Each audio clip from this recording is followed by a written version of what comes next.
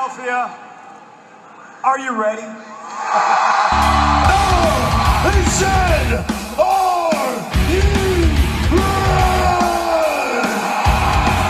This is Brotherly Love Wrestling Podcast, your first stop for everything professional wrestling. So sit back and enjoy wrestling talk at its finest with your hosts, Larry Hall and Joe Corrado.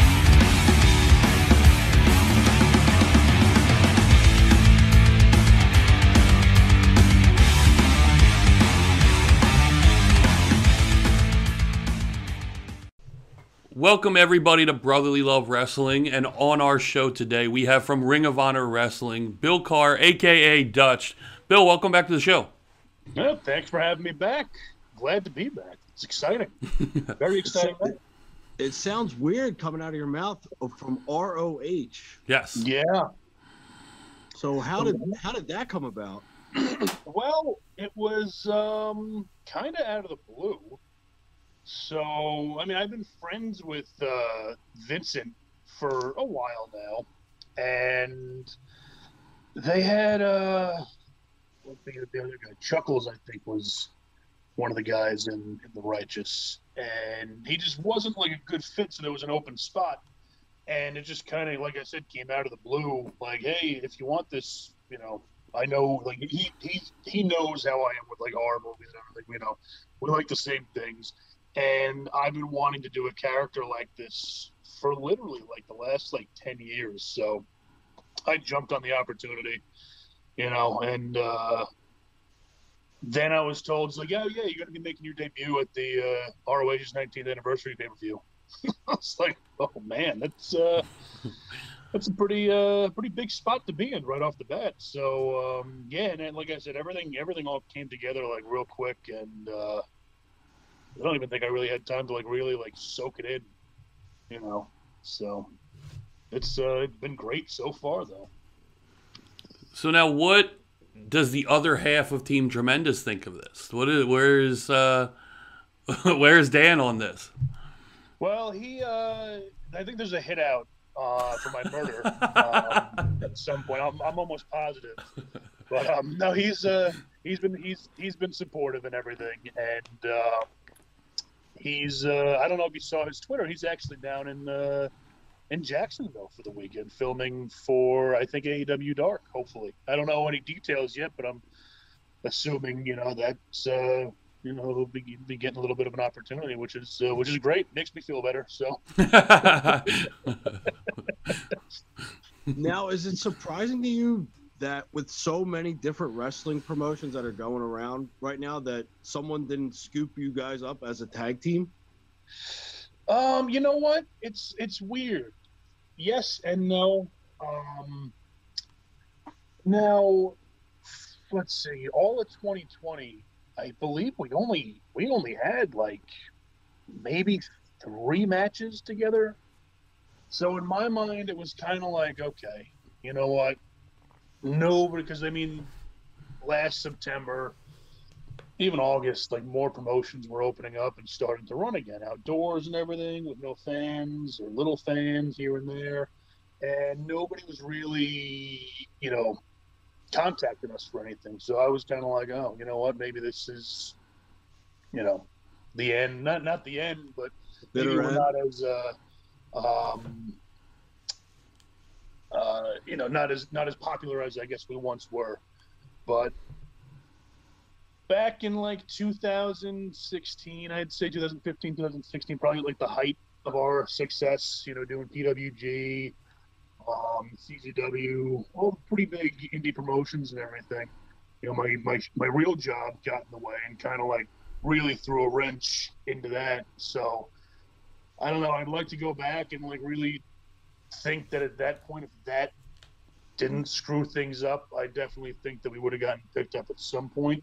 And especially with AEW coming out and everything, literally like 95% of my friends are all there, you know. So I don't think I think that if we just got the opportunity at that, you know, right time, we might have gotten, you know, picked up by them. But you know, everything happens for a reason, you know.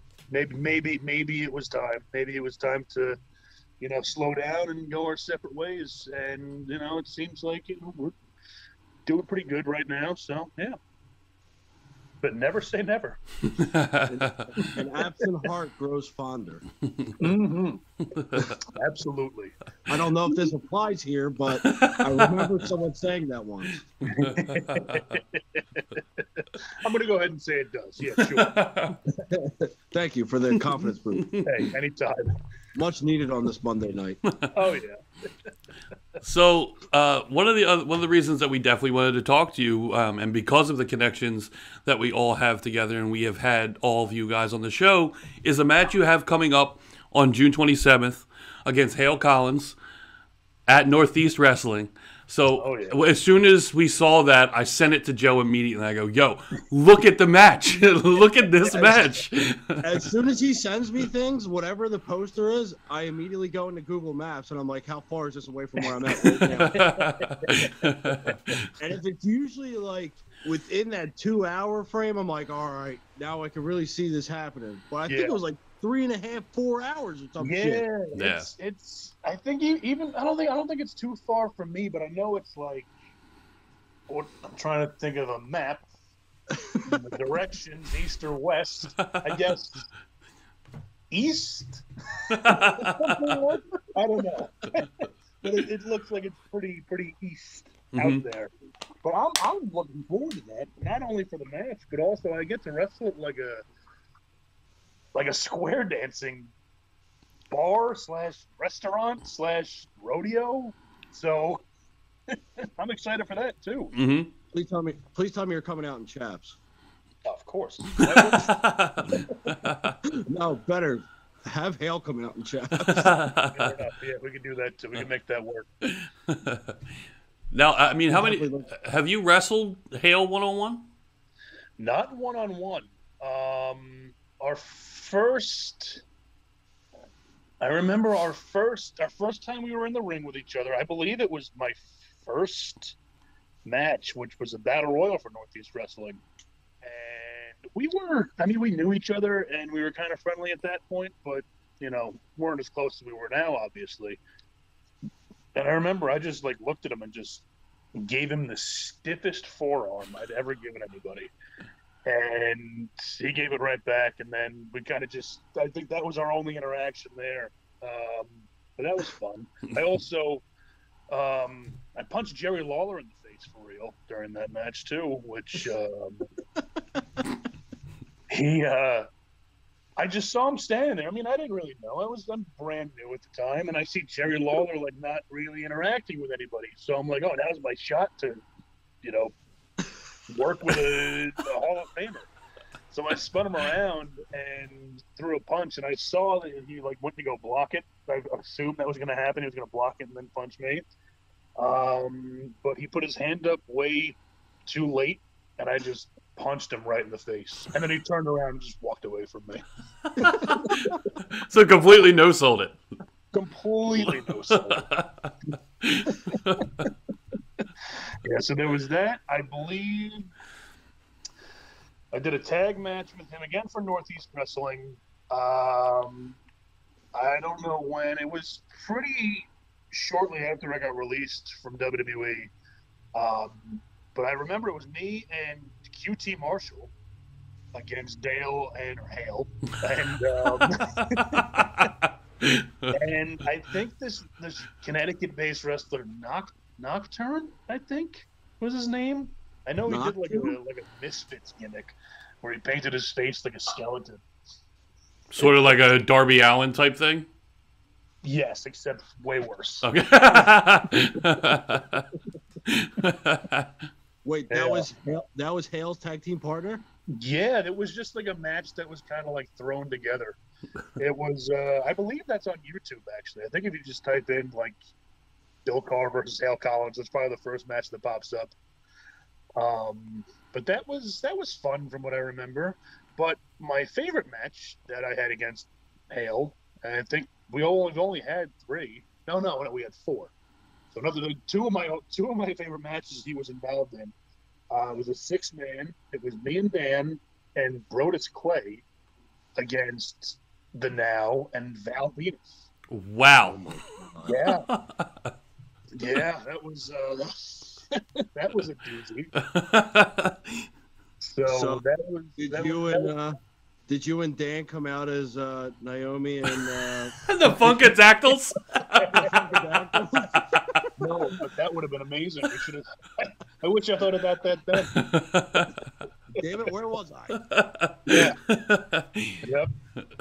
And then the last match we had together was at City Field when they did like a big time wrestling, I think, did a show there. But we were on the first half of the show. I think we main evented the first half of the show, and it was me and Dan against Hale and Slick Wagner Brown. And right before we were about to go out, Tommy Dreamer, who was like helping book the show, was like, "Hey, you guys got to cover 45 minutes out there." We're like, "What?" Like, we called like an 8-minute match. So we still have that 8-minute match, and we're just standing in the ring, and then all of a sudden, like, people started coming out, and there was an impromptu battle royal that took place that we just kept putting Dale on my shoulders and hitting our finish on Dale over and over and over and over. And he claims that that's why his hip is all screwed up and out of place and everything. So, which, you know, it could quite possibly be. But yeah, that was our last match together, and I am really looking forward to this one, June 27th at the Cadillac Ranch for Northeast Wrestling. In Cadillac Ranch. Jeez. Oh, Is that going? Do we know if that's going to be like we going to get a live stream of that anywhere, or if it's not live, it's definitely going to be put on High Spots. I think Northeast Wrestling, all their stuff is put on High Spots eventually. So yeah, so I'm looking forward to that. I'm going to need you to do us a solid since we're not going to make the 4-hour drive. Understandable. Can you FaceTime us while you're in the match? Of course. That shouldn't be too hard. I mean, I think that would be perfect. Oh yeah, that's fine with me. So are you guys gonna prep for this match? Are you guys gonna put together like what's the freaking New Japan venue? Tokyo Dome. Tokyo Dome 5-star classic. Oh yeah, absolutely, 100%. Right there in the Cadillac Ranch.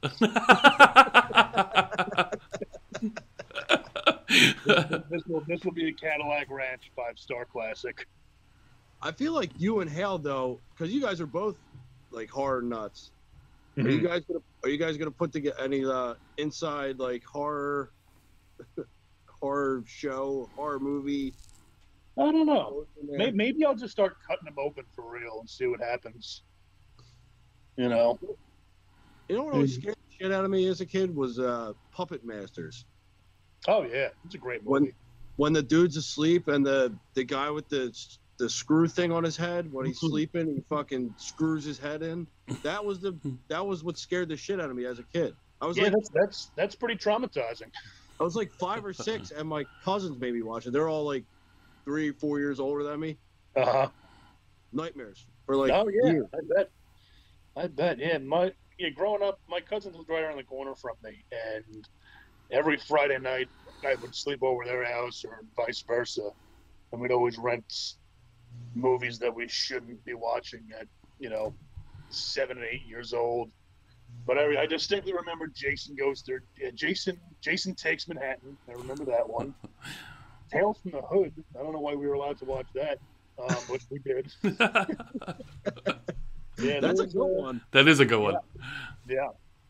Yeah, there was a lot of stuff that we watched. Yeah, my first introduction was Nightmare on Elm Street, and that one didn't bug me out as much as Puppet Masters. I think it was the whole toy thing.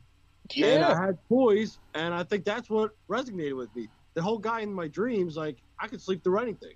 Yeah, 100%. Yep. He didn't scare me yet. It was the fucking toys. That's the same thing with Child's Play. I couldn't do Child's Play. I couldn't do it. Yeah.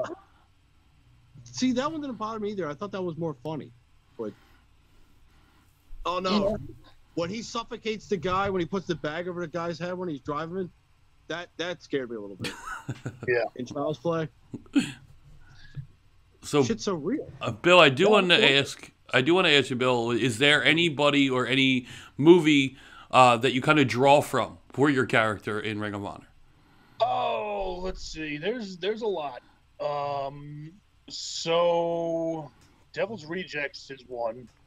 You know, I pretty much any Rob Zombie movie, he has, you know, kind of the same mindset as I do when it comes to, you know, that kind of stuff. But yeah, Devil's Rejects is definitely up there. Texas Chainsaw Massacre is another one. But even like the way that I'm, you know, trying to portray my character, you know, watching a lot of like Jason, like Kane Hodder, who played Jason from, I think, 6 on or 5 on. Just the way that he moves and the way he stands and looks and everything. I kind of, you would think that's easy just by looking at him. Oh, I can mimic that, you know, no problem. But it's tough. It's really tough to kind of like get certain movements down and just posture and everything. But yeah, that's what I'm trying to go for right now. But it's like I said, it's a lot harder than I thought it would be. I thought I'd just be able to go in there and do it, but no. I'm also fat too, and I get really tired really quick, so that doesn't help either. Well, yeah, and that's the thing, because you're very methodic about it. I mean, like you said, it comes off like you said with Jason and like that, because it's just it is very slow and very like I was trying to describe this character to my wife because she was asking, oh, well, who you have on? I said, well, it's Bill that we've talked to before, but he has a new character, a new company, and that's the first thing I thought of. I was like, well, think of like the horror movie and any villain in a horror movie, how they just walk towards you. And they don't have to run. They don't, you know what I mean? They eventually get to you anyway. But I was like, that's what his character is. Very quiet, just standing menacingly in the back. Like, it's just... Yeah, pretty much. Yeah. Pretty much. Yeah, it's fun, though. It's good. What was your mindset going into that as opposed to, like, where you came from? Because you were doing tag team wrestling with Dan. I mean, like... What was your mindset coming into it? Like, was it something completely new to get used to? You know what? Yes, because I've been doing that for so long, and let's see, since I got released back in 2011 and moved back up here, the amount of singles matches I've had, I could probably count on both hands, because me and Dan linked up almost immediately, and we're tagging. And I was also tagging with Bull James for a year or two, and we were just kind of going back and forth. And I, realized that the Team Tremendous gimmick was getting way more over than we were, and eventually he got signed anyway. So it was kind of good to, an excuse to break away from that and really focus on Team Tremendous. But yeah, I haven't had many singles matches in quite some time, so it's gonna be a test, which is good. I'm glad, because I haven't been able to do this in a long time. So thoughts and like different ideas have been constantly running through my head, which I haven't had that in a long time, because doing tag team wrestling and doing it for as long as we were, like, I can show up to a show that I know Dan is going to be late at, or vice versa, and I can call a match without him there. They're like, okay, this is what we're going to do, this is what he's going to do, and everything flows perfectly. So it's kind of doing the same stuff over and over and over again. So now, like I said, I have these constant ideas flowing and everything. So it's giving me a little more freedom to focus on what I want to do and how I want to do things myself, as a single wrestler now. But I'm also still going to be tagging with Bateman as part of the group too, and also Vincent too. So, it's really exciting. Again, it's something new for me, and it's something I've been wanting to do for so long, and I finally get to test it out, and just so happens to be on the stage that it is, Ring of Honor, and it's like, to me, I feel like I got in at the perfect time, right when fans are going to be starting coming back, right? Things are opening up now, so we've been doing the TV tapings with no fans for the last few months now, and now July 11th, Best in the World, their first pay-per-view in Baltimore. It's their first show with fans, and it's the first time I'm going to be with fans live, and the fans are going to see me live for the first time, and that's really, really exciting to me, because I haven't had that in well over probably a year and a half. I think, at least. Dale, I think it's. Go ahead, Joe. I think it's also good timing because the company is sort of taking a shift back to some of its like old habits and its old ways, but they're also trying to set themselves apart from the competition, from the other companies. So they're trying to do new things. And I mean, bringing you in with the Righteous, I mean, that's something that isn't really being done to this extent in any other company, as well as like all the technical wrestlers that they have. They're beefing up the women's division now. So, I mean, they're starting to evolve more. They're starting to become a bigger and better promotion, because they were kind of like a, what's the limbo, yeah, for a little bit. Yeah, it kind of seemed like once like all the big guys left, like the Bucks, Cody, once they went on to form AEW, it seemed like there was that, year and a half there that it was kind of, okay, what are we going to do? And then the pandemic happened, and it seemed like it was, as awful as it sounds, it's like a blessing in disguise that this did happen, because then you can sit down and be like, okay, what are we going to do to make this better? Because right now, wrestling is the best it's ever been, at least, in my generation. I mean, you could say the Midnight Wars, the Monday Night Wars. What the fuck were you watching? The less popular war is the Midnight Wars. Yeah, absolutely. But I guess you could say that. But I mean, now, like, you have WWE, obviously. You have AEW, where they are giving so many opportunities for a lot of people to just get exposure on television. You also have Impact, which, also has that working relationship with AEW as well as New Japan. And you have Ring of Honor, who has a working relationship with New Japan as well as Mexico.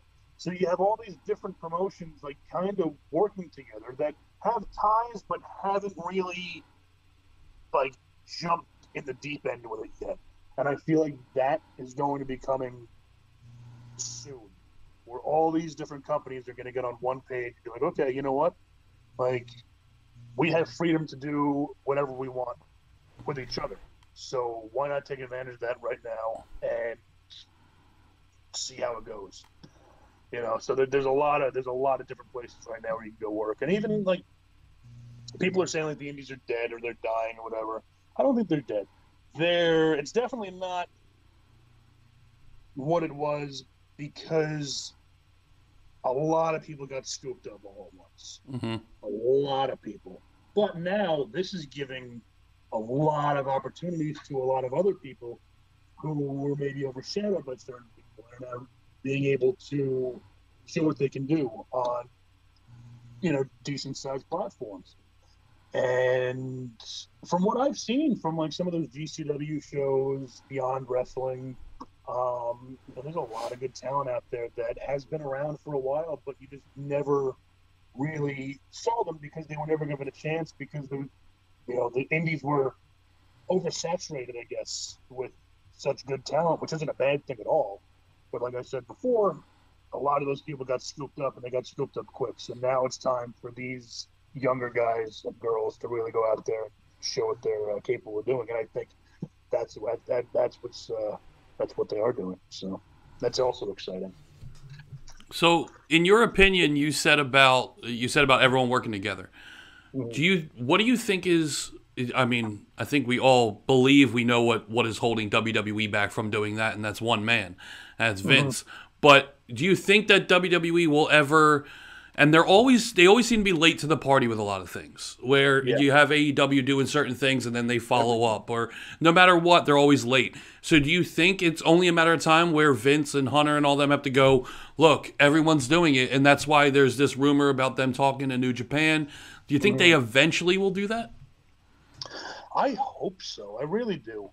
Because, again, that'll open up so many doors for so many other things to happen. But now I obviously don't know what's going on over there, but it really seems with all these cuts and there's, switched from the WWE Network merging with NBC, them on Fox in a primetime slot on Fridays, and with all these cuts, they could possibly be bought. They could possibly be up for sale.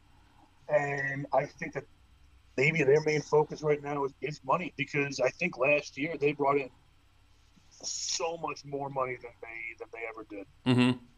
And like you said, I think in Vince McMahon's eyes, he just sees the money and says, like, okay, well, we're making this amount of money, hand over fist. Why do we need to partner with anybody else if we're making this money ourselves? You know what I mean? Yeah, absolutely. I hope that one day maybe that door will open up, but I don't see it happening anytime soon, I guess. Mm-hmm. But that's also a good thing too, because now if they don't, everybody else can. Yeah. And everybody else could be on that same page together. So we'll see what happens. Yeah. So now you obviously we've been saying how you joined the Righteous and that your introduction to ROH. Did it make it easier, and is it making it easier to kind of ease your way into ROH when you have Bateman and Vincent and Vita and them all being able to kind of help you out a little bit? Even though, I mean, obviously you're a veteran of the wrestling business, not like you're new, but at least with that company and helping you kind of ease your way in. Oh, absolutely. Absolutely. It's, on bigger promotions like that, working in arenas and everything, I've only done, a few things for WWE, and being backstage at those shows, it's like, okay, I have to shake everybody's hand, introduce myself to everybody, don't look anybody in the eye, go stand in this corner, make sure that nobody sees me. It's a really stressful environment, and they play a lot of mind games and everything. One specific time for me, and I was under contract at the time, and came home for like Christmas break, I think, and we had like a week off so we could come back home. And Raw was up in Albany, and I asked if somebody if I could just go up there and just hang out. And they're like, yeah, absolutely, just show up. Just they know who you are. You'll be good. So I get up there and was told, oh, okay, just go tell Mark Carano that you're here. So I go to his office, knock on the door. I hear him say, come in. Open up the door. I walk in, looks at me, starts screaming at me. He's like, what the hell are you doing? Walking in unannounced, not knocking, all this and that. Laurinaitis was here. You'd be fired on the spot. Go wait outside my door, and I'll come outside when I'm ready. So I'm like, what the hell just happened? Like, what was that? Like, I knocked. You told me to come in, and now you're telling me that, I'm almost getting fired for not knocking. So he made me wait outside of his door for 2 hours before he came out. And came outside, opened up the door. He's like, okay, you're here. Just go put your bag somewhere. And I'm like, what the hell's going on here? So they play a lot of mind games, and he just got recently let go, and I don't like people losing their job, but I'm not mad or upset that he got fired. Everything that you read on this guy is 100% true. He's not a good person at all. And yeah, it's a stressful environment because it's like you're constantly walking on eggshells back there, and it's not a healthy Mindset. mindset at all. And you talk to a lot of these guys that have been released. You like EC3, for example. He's a good friend of mine, and this is the second time they did this to him. And I mean, the guy looks like that. He's great on the mic. He's good in the ring. What he's doing now is unbelievable. And to just let him go like that, that really, screws people up, But Ring of Honor is the complete opposite. It's like you are welcomed in as a family and no stress. Just go about your business, do what you want to do, and, make sure you're there on time, make sure you do what you're told, and that's that. And yeah, like I was a little nervous. Just like I said, it's a bigger company, and I'm kind of coming in almost given a spot already. Mm-hmm. So in my mind, I'm like, shit, like maybe people could take this the wrong way. Like, who is this guy coming in? I've been trying to get a spot here, like a lot of the dojo students and everything. Mm-hmm. People who did like the prospect tournament and stuff, and people that have done extra work for them. Like, who's this guy debuting on the second biggest pay-per-view of the year and coming in, giving a spot right off the bat in, a pretty high-end storyline, but it was the complete opposite. Everybody has been awesome there, and I hope that I'll be able to work there for a very long time, because it's made me so happy, much happier, and like I said, it's just an awesome environment to be a part of. Well, and go ahead. Yep. No, go ahead, Larry.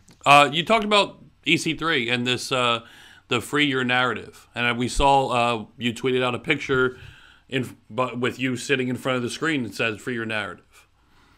Yes, so that was a really, really cool thing that we did. So it's kind of like a hybrid between a wrestling show and a movie. This what him and this guy JC did. It just got released on Vimeo last week, so you can rent it there. It's supposed to be on Amazon Prime soon. Okay. But it's it kind of I don't know. You know what? It's so hard to explain, but it's so awesome and such a cool experience, such a cool way to produce wrestling. Like, I know, like, the cinematic matches and everything are kind of hit or miss, but this is it's like a cinematic wrestling show from start to finish. It's like you're watching a movie, but there's wrestling matches in it.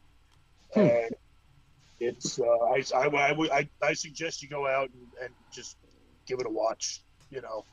It's awesome. I think the soundtrack actually just got released today too, which is cool. But there's you could rent that on Vimeo, freethenarrative.com, where there's also merchandise for each guy that performed on the show too. Oh, nice. Were you on it? Yes. So I was. I play my own. William is what they called me, which is my own name, which is good. It's fine with me. Mm-hmm. But yeah, it's kind of like my character is, in a way, it's like parts of it are real and parts of it are kind of just really over-exaggerated and cinematic. But like my character is kind of like somebody who just is fed up with just the day-to-day life of just getting up, going to work, and punching in and just seeing all these miserable people and being miserable yourself. So, like, the whole point of my character, I believe, is I want somebody to try and kill me, pretty much, essentially. Jesus. Like, yeah, it's pretty deep, but yes. So Yeah, that's pretty much it. I want to die. Damn. Yeah. Yeah. Not so by. It's kind of like I challenge you, like I dare you to try like end my life. Yeah. You know, kind of like that. Damn. You know, Not with bees though, right? No. You don't want those bees. Highly allergic. He can't see without his glasses. He can't see without his glasses. That little bastard. If only he had his EpiPen on, he would have been fine. Yeah, he would have been good. That would have been it. Yeah. That would have been it at all. Yeah. They would have lived to happen. They would have made 20 more freaking movies. Absolutely. Can we make a request that you pay homage to Dan somehow in a My Girl reference on ROH? Possibly. I know it would only pop maybe 6 people, but it still, would be working. Yeah. That's all right. We got Danny Limelight, who was on Primetime Live and on AEW at the same night to do the Rick Rude hip swivel and blow a kiss for us, and he said he was going to do it on our show and then did it. And it was the coolest thing in the world. Just something that small for him to do in a match was amazing. That's great. To say that we made that happen is awesome. Absolutely. I'll see what I can do. Maybe I'll do it on the pay-per-view and get fired after that. We'll see. Don't do that. We want to see you work in a while. Don't do that. Why is this guy pulling out a live beehive? What's his angle here? Dude, I don't know. I think that might work.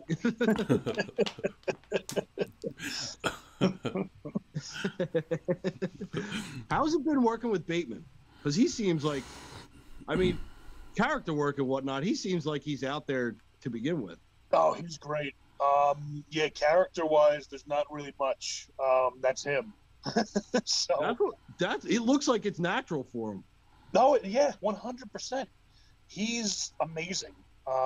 He's one of the most underrated guys on the microphone. Like what you're like in the next few episodes coming up for Ring of Honor, he gets a little more opportunity to talk, which is great. But yeah, he's awesome, and he's another guy. We have the same mindset. We watch the same movies, and he's just really good. He's good in the ring. He's good in the mic. He's a good person. He's good to hang out with and just bullshit with for hours on end, and he's funny as hell too. But like I said, what you see on television is not too far off of how he is in real life. So I can only imagine what funny to you is, because yeah, you've got a unique sense of humor. A little bit. I completely get it, and I understand Oh it. yeah. I feel like I'm in the minority there. Yeah, no, I get it. Yeah, like bad things happening to people make me laugh. So I think the thing that got Joe the most, that is something that you said. It wasn't even on our show, so you were kind enough to give us a video for our 200th episode, and do a video for us. And the second you start talking about CTE is real, got him so bad that he was in tears. Like, it was so funny to both of us. And then, because it ended with I guess that's it.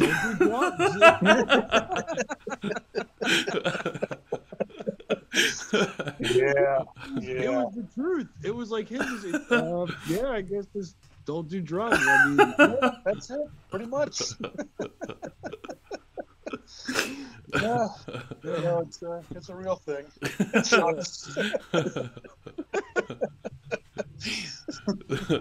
Just nonchalantly, like, I mean, don't do it. Yeah. No. Just not today. Bill, thank you so much for sitting down with us and talking with us. It's always a blast Absolutely. to talk to you. And again, thank you again for contributing to the 200th episode. It means a lot to us. And it's great to see you landing with a company and this character and in this stable, because it's already been a cool stable, and adding you just makes it more entertaining, at least definitely for us. Yeah, thank you. Mm-hmm. Thank you. So, Free the Narrative. Brotherly love fan favorite. Yes, absolutely. Oh, fantastic. So, Free the Narrative's coming out. We got to look for that. You have June 27th, obviously, against Hale Collins for Northeast Wrestling. Can't wait for that. And then the pay-per-view coming up. Yeah, the pay-per-view, I believe this is airing on Friday, right? This show will air on Wednesday. We'll drop this on Wednesday. Yes. Okay, cool. Yeah, so today's Monday right now. Yes. And tickets just went on sale to the general public for Best in the World. And if you were in the Baltimore area or wherever, feel like driving or taking an airplane or a boat or a scooter or if you have wings, if you have wings, just fly. You could fly there. So yeah, tickets just went on sale to the general public, and hopefully they don't last long. Yes. So get them while you can. I have a feeling this one's going to be a sellout. Yeah, absolutely. I hope so, yeah. Like I said, this is the first show with fans back for Ring of Honor, and like we've got such a good roster right now, and there's a lot of cool things going, and I really do believe that this will sell out, and I really hope it does because I'm gonna soak it all in. Now, is there anything mentioned for you guys at the pay-per-view yet? Not yet. In the upcoming episodes on television, I don't know, actually. I think maybe. We'll see. Well, if not, hopefully we'll be seeing you in August. And if you're coming to 2300 Arena, we will definitely be there for Ring of Honor. Say what's up in person. Beautiful. So, Beautiful. Bill, thanks so much again. It was great, always a blast talking to you, and hopefully we'll see you soon. Absolutely, guys. Thanks All right. for having me again. Have a great night.